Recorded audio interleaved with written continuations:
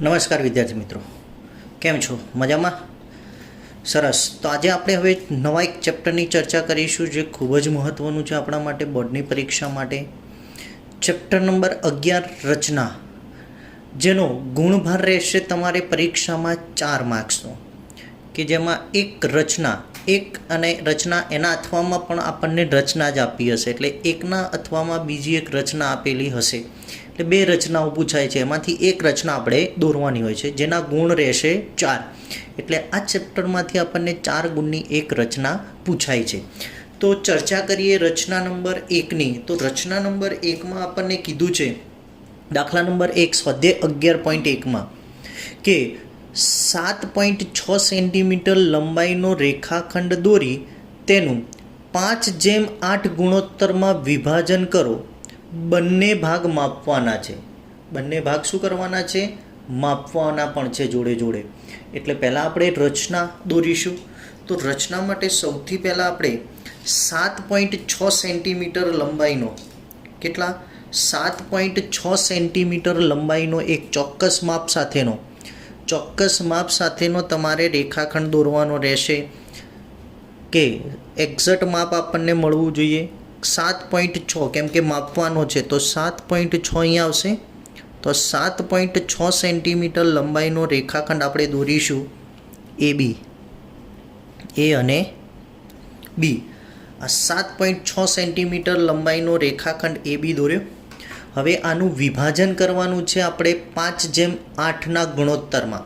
એટલે બિંદુ A આગળ અને બિંદુ B આગળ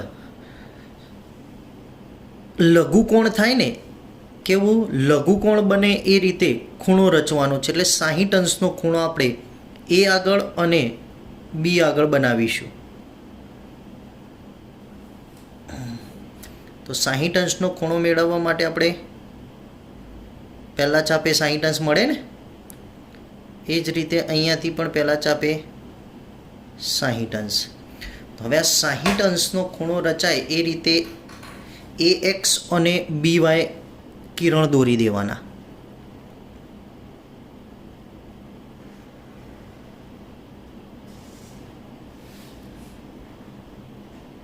AX અને આ બાજુ બતાવીશું આપણે કિરણ BY.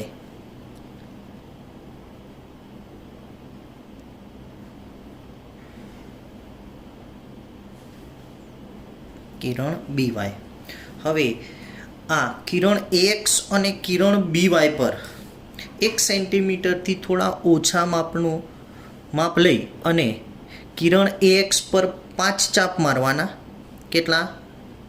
1, 2, 3, 4 અને 5. એ જ રીતે એ જ માપે કિરણ BY પર કેટલા? 8 ચાપ મારવાના. 1, 2, 3, 4, 5, 6, 7 અને થોડું ઉપર જાય છે 8. 8 ચાપ મારવાના. કેટલા? 8 ચાપ મારવાના છે. તો આને આપણે કિરણ BY ને થોડું લંબાવી દઈશું.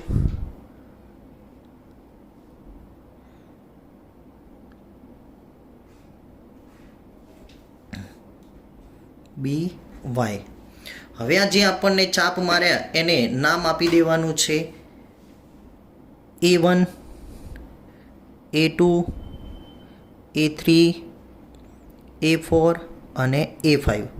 એ જ રીતે અહીંયા નામ આપવાનું B1, B2, B3, B4, B5, B6, B7 અને B8. આમ નામ આપી દેવાના A1, A2, A3, A4 અને A5. હવે આ જે A1, A2 અને B1, B2 અરે A1, A5 અને A8 છે, આ A5 અને A8ને જોડતો રેખાખંડ દોરી દેવાનો. એ B8 અને A5ને જોડતો શું દોરી દેવાનો? રેખાખંડ. એટલે જોડતો રેખાખંડ દોરીશું જે કિરણ રેખા ABને જે બિંદુમાં છેદે એ બિંદુને આપણે નામ આપીશું C. શું નામ આપીશું? C. એટલે આ ભાગ થયો 5:8ના ગુણોત્તરમાં વિભાજન કરતા બિંદુ શું મળ્યું આપણને? C. એટલે રેખાખંડ ABનું 5:8 ગુણોત્તરમાં વિભાજન કરતા બિંદુ શું મળ્યું? C. એટલે આ 5:8 ગુણોત્તરમાં શું થયું? વિભાજન થયું. એટલે સૌથી પહેલાં તમારે આપેલ માપનો શું દોરી દેવાનો? રેખાખંડ AB, જેનું માપ આપણે લખવું હોય તો અહીંયા લખી શકાય 7.6 સેન્ટીમીટર. તો 7.6 સેન્ટીમીટરનો આપણે શું દોરી દીધો? રેખાખંડ AB. હવે આ રેખાખંડ ABમાં બિંદુ A અને બિંદુ B આગળ લઘુકોણ રચાય. લઘુકોણ એટલે 90 અંશ કરતાં ઓછા માપનો ખૂણો બને એ રીતે કિરણ AX અને કિરણ BY રચવા. આના પર જે પ્રમાણે જે માપ આપ્યું જે પ્રમાણે 5:8 આપ્યું છે તો AX પર 5 ચાપ મારવાના અને BY પર 8 ચાપ માર્યા અને A5 અને B8ને જોડતો રેખાખંડ દોર્યો જે રેખાખંડ ABને C બિંદુમાં છેદ્યો.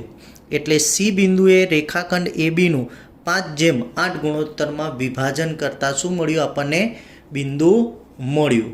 હવે જોઈએ રચનાના મુદ્દા. તો મુદ્દા નંબર 1 જે પ્રમાણે રચના દોરીએ 7.6 સેન્ટીમીટર લંબાઈનો રેખાખંડ AB દોર્યો પહેલો. બીજું શું કર્યું? કિરણ AX અને કિરણ BY એવા દોર્યા કે જેથી ખૂણો BAX અને ખૂણો ABY લઘુકોણ થયા. કેવા થયા? લઘુકોણ મળ્યા. AX પર A1 A2 A3 A4 A5 અને BY પર કિરણ BY પર B1 B2 B3 up to B8 એવા માપ લીધા કે જેથી A1 આ માપ બરાબર A1 A2 બરાબર A2 A3 બરાબર A3 A4 બરાબર A4 A5 અને B1 બરાબર B1 B2 બરાબર B2 B3 બરાબર અપ ટુ B7 B8 થયા. A5 અને B8ને જોડતો રેખાખંડ દોર્યો. કેમ કે 5:8 છે એટલે 5 અને 8ને જોડતો રેખાખંડ દોર્યો જે રેખાખંડ ABને C બિંદુમાં છેદ્યો. આ રીતે મળતું બિંદુ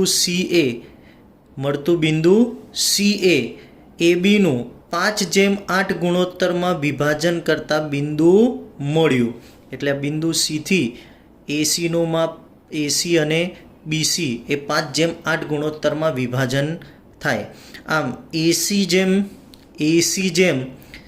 CB બરાબર 5:8 થયું. હવે આપણને માપવાનું કીધું હતું તો ACનું માપ માપીએ છીએ આપણે.